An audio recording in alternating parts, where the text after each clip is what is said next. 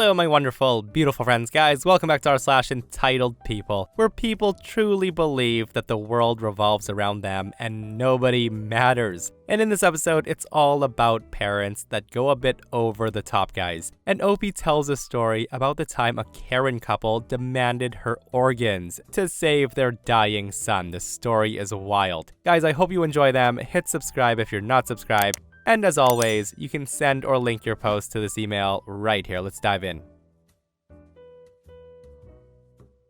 So I've just found this sub, and I thought you might like this story. I have 3 snakes. One is super chilled out, one's a little hissy but ultimately pretty tame, and the one that's the smallest is a straight up psycho, who I don't even try to handle because he's an angry little danger noodle. They all live in their vivariums in my living room. The other day, my girlfriend's friend stopped by unannounced with her 6-year-old kid in tow. Now, my girlfriend doesn't really like this person, but she's known her for years, and she's a part of a larger group of friends. So to avoid any drama, she invites her inside.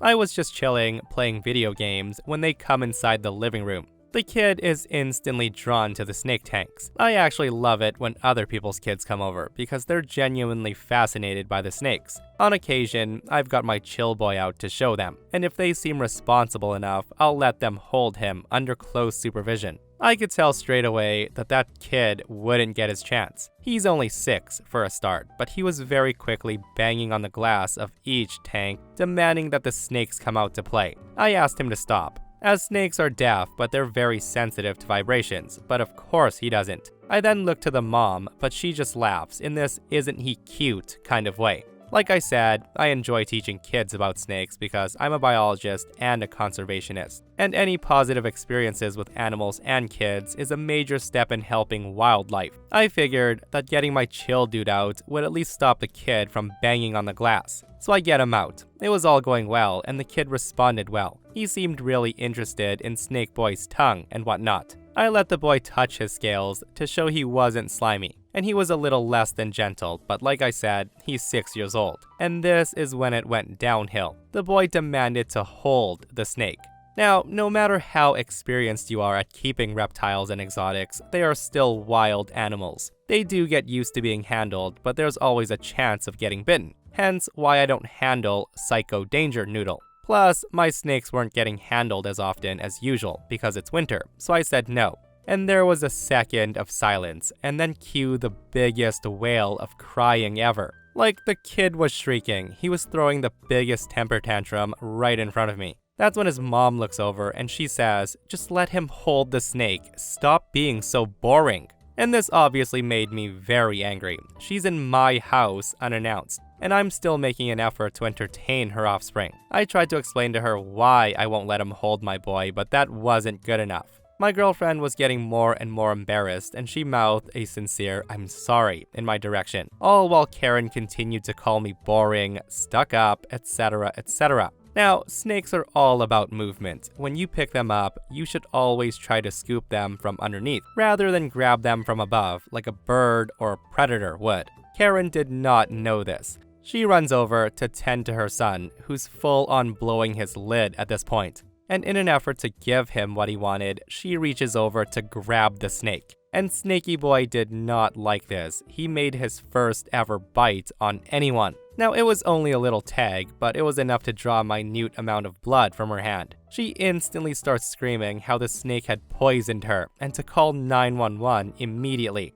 I let her know that snakes are venomous, not poison, and the one that nipped her wasn't going to kill her. She then grabs her child and she left very suddenly. She then texted my girlfriend saying that she was going to the police for me setting a deadly animal on her, and she even tried to get the rest of their friends on board. Obviously, they laughed her out of the friend group after my girlfriend shared a picture of the snake that bit her. Apparently, this was the last straw for most of them. Yeah, I can't say she didn't get what she deserved, guys, and I just want to say thank goodness that snake wasn't venomous, because that would have been really, really bad. Like, how can some people be so dumb when it comes to other people's pets? Like, if someone tells you not to touch their pets, you'd better trust what they say because they know best. The calling 911 part and saying that Opie set a dangerous animal on her was hilarious though. And for all who are curious, Opie does share a picture of this quote poisonous snake that was let loose to attack her.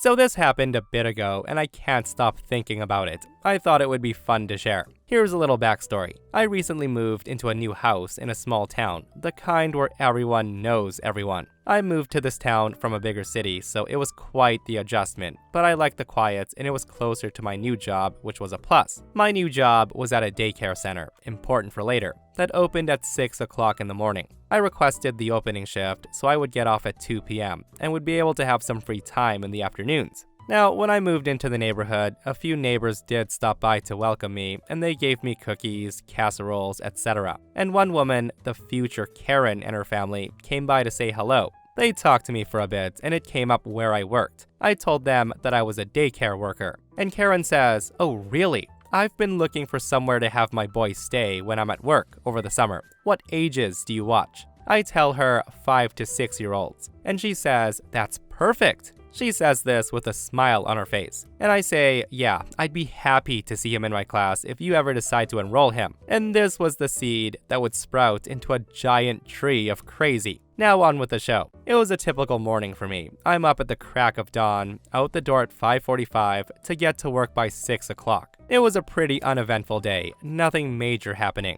So by the time 2 p.m. rolls around, the day had flown by, and I come home to find this was not the case for everyone today.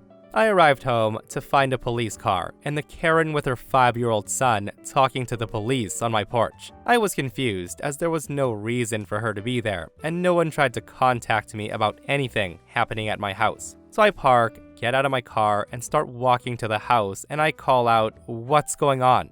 I realized the Karen wasn't talking to the police, she was screaming. And upon seeing me, she completely exploded and she said, "How dare you leave my son outside all day? He could have been kidnapped."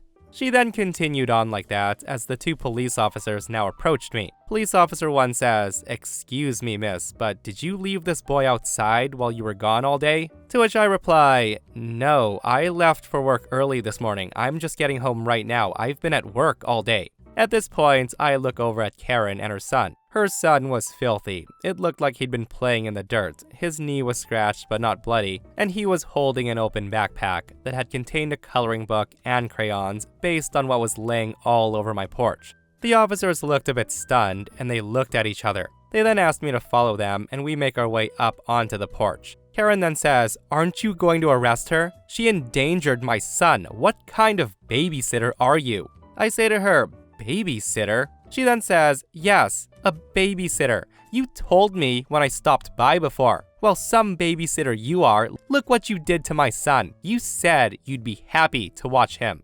At this point, I finally understand what's going on. And I say, "Oh, no, you misunderstood me. I work at the daycare a few minutes away. I don't run the daycare out of my house. I said I would be happy to have him in my class at the daycare." She then loses it and says, "Don't you lie. You're trying to cover your ass from going to jail." Police officer 1 says, "Ma'am, can you prove that you were at this daycare today?" I say I can, and then pull out my phone and call the center. The police officer talked to my boss for a few minutes before handing me back my phone. Officer 2 says, "Ma'am, was this woman here when you dropped your son off?" She says, "Yes, she was. I saw her through the window." Officer 1 says, "Ma'am, her boss just confirmed that she was at work all day." Karen then cuts him off and screams, "She's lying. I bet she called a friend to cover her ass. I bet you don't even have a job. That's why she has to run a crappy babysitting service out of her crappy house." Again, I tell her I just got home from work. There weren't even any cars in the driveway. Karen argues and says, "Yes, there was. You left through the back door. You were supposed to watch him. You said you would watch him, and you never even opened the door for him to come inside. My son is hungry and thirsty, and look at him. He's covered in dirt. You should have let him in and watched him like you said." I just say to her, "Weren't you listening? I'm not a babysitter. I work at a daycare. I said I would be happy to watch him if you enrolled him there." Again, Karen shouts, "She's lying." Officer number 2 says, "Ma'am, did this woman speak to you this morning about watching your son?" I said, "No. Like I said, I was at work by 6 o'clock. The officer then goes on to say, "Have you 2 ever set up a time for you to watch your son?" I tell him, "No, this is my second conversation with her. The first was me introducing myself and explaining where I work. I guess she got confused." At this, Karen screams and says, "You lying bitch. I'm gonna tell everyone how crappy you are at babysitting and you'll never have any work again. Good luck keeping your house when you're unemployed." I just tell her, "For the last time, lady, I'm not a babysitter." Officer number 1 says, "Ma'am, you left your child here without any confirmation that anyone was even home?"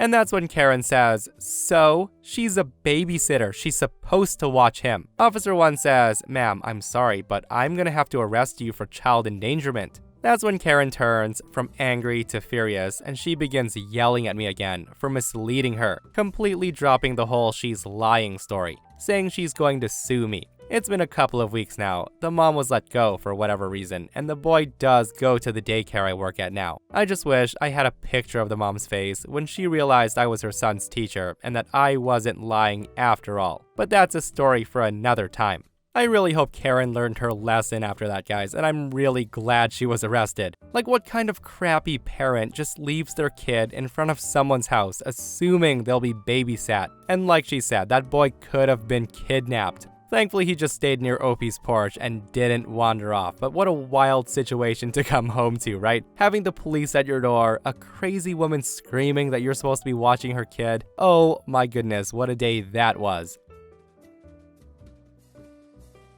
I'm a 33-year-old female, and I'm gonna preface this by saying that my 6-year-old daughter's father, who I'm gonna call Jeff, has never been my romantic partner. We had a one-night stand. I don't like people calling him my ex, since it makes it seem we had some sort of emotional attachment. The guy was never involved after I told him I was pregnant, and he actually wanted me to terminate this pregnancy. But I decided to raise my child alone, since I have enough money to raise her without child support. For the whole pregnancy, for the first 4 years, Jeff was not in the picture. On my mother's recommendation, I did send him pictures and invited him to special events, but he always replied he had no interest in my daughter.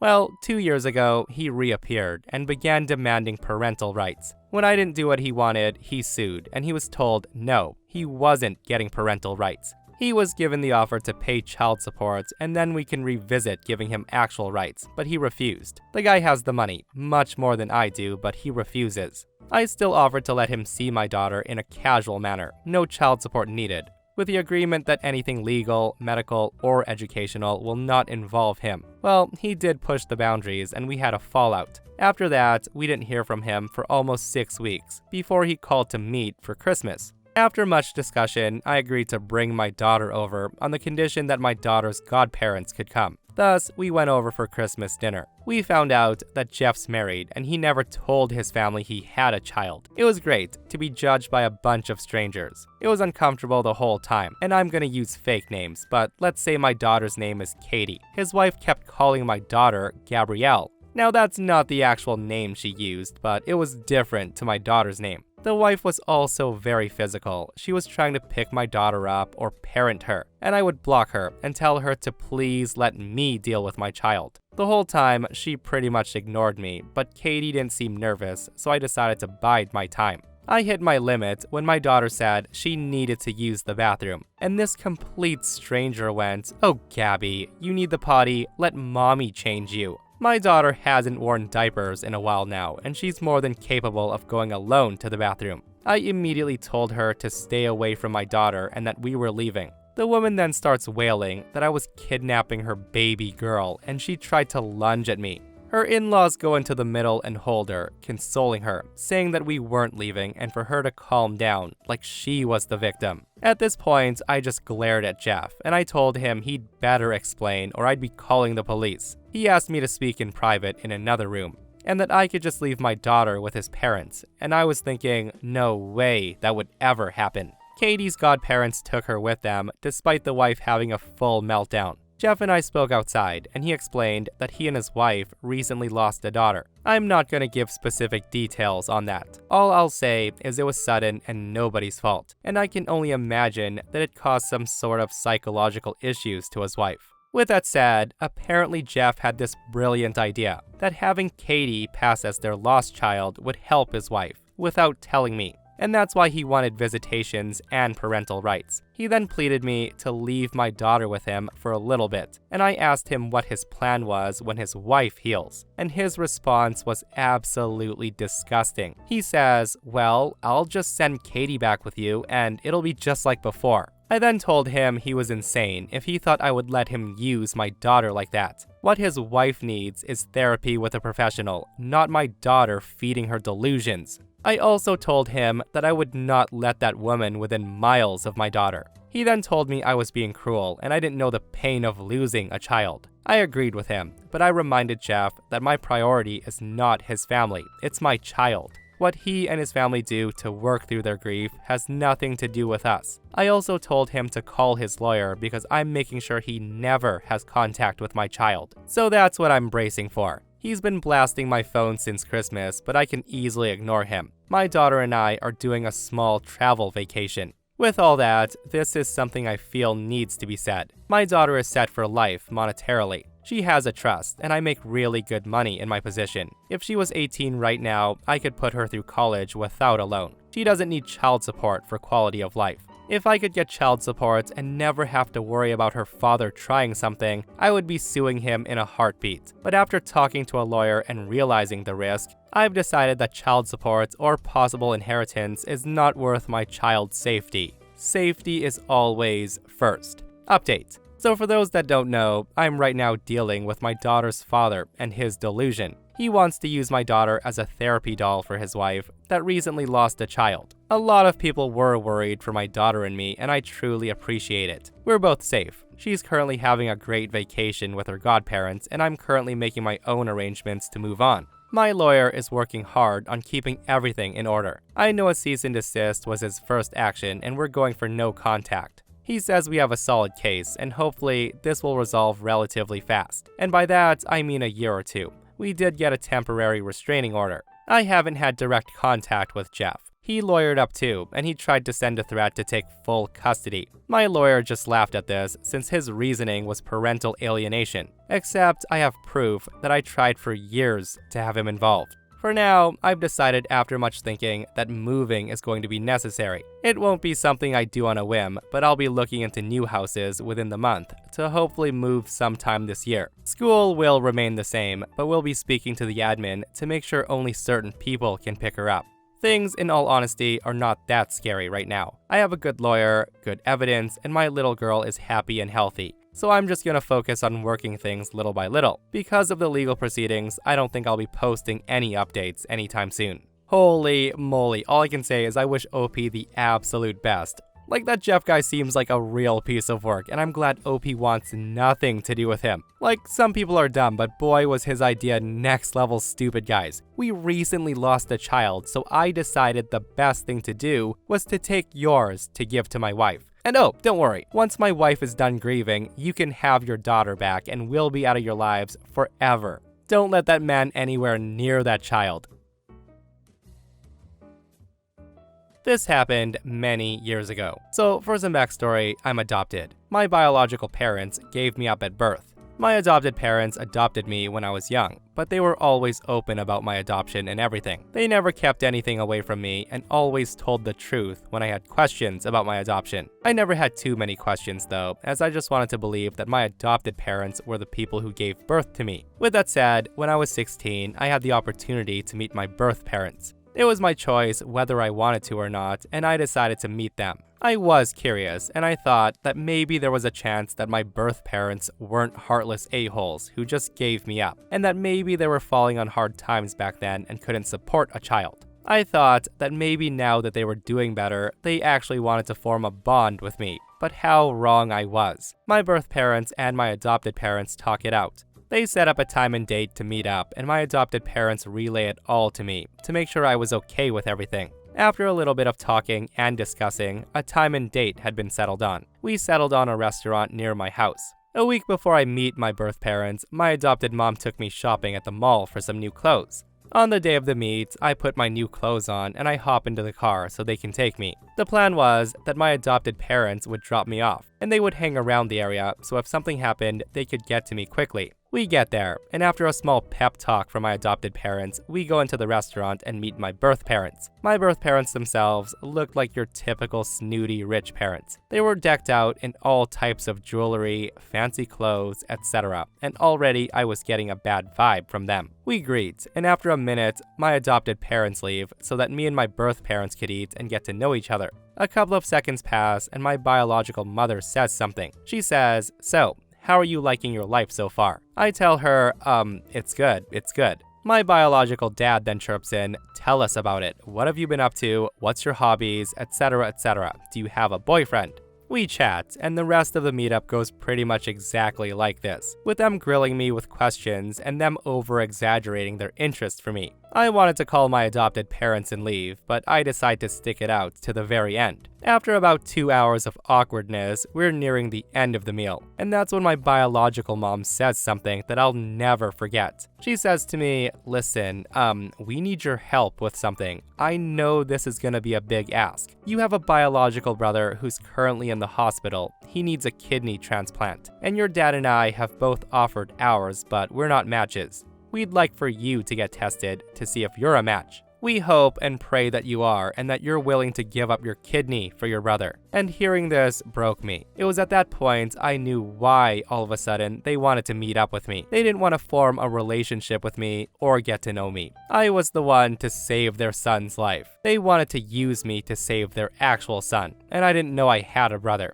At that point, I frankly didn't care. I was mad, so I told them no. I told them how they abandoned me as a child, and how they're strangers to me, and how dare they, after 16 years, want me to save a brother I never knew existed. I told them no, not in a million years, and then walked out. I walked out of the restaurant and called my adopted parents, my real parents. I told them to come pick me up, and I just kept walking as far away from that restaurant as I could. My biological parents probably came after me, but I don't know that for sure, as when I left the restaurant, I did not look back. After about 20 minutes, my adopted parents picked me up on the side of the street. They asked me what was wrong, and I told them everything, and they seemed just as pissed as I was, but they comforted and consoled me. They told me that I don't owe those people anything, and it's my decision whether or not I ever wanted to see them again. I told them I never ever want to see them again, and my adopted parents honored my wishes. I never heard or saw those people again. I'm glad I'm adopted, because as far as I'm concerned, my real and only parents are my adopted ones. And what great parents they are, right? Guys, I'm just so happy to hear that Opie's with a loving family who treats her so freaking well. And what they said to her when they picked her up was absolutely perfect. You don't owe those people a damn thing. You don't have to see them. You don't have to contact them. Nothing. We're your parents.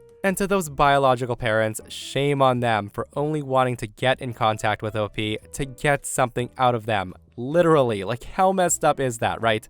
Like, hey child, we gave up 16 years ago. Can we meet up for lunch? We really need a kidney from you. Like, how much more entitled can one get than to effing ask for an organ? Again, I'm just glad OP has caring and loving parents compared to those people. And that, my friends, is r/entitled people. Guys, I hope you enjoyed today's stories. I hope you didn't shake your heads too hard. And if you're not subscribed, consider hitting subscribe so you don't miss these crazy stories. And if you missed yesterday's episode on the channel, it's an r/malicious compliance episode, where bad bosses are getting destroyed left and right. It's such a wild ride, so go check it out if you haven't, and myself and Stevie Boy will see you guys in the next one. We love you.